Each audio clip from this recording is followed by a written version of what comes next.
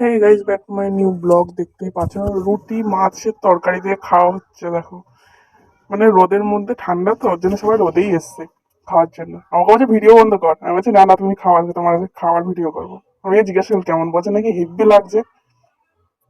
দেখো, তারপরে ওর খাওয়াটা দেখো, বাবা, এরকম ভাবে কে খায়? তো দেখেই আছে, খাবে কি ওর দিকে।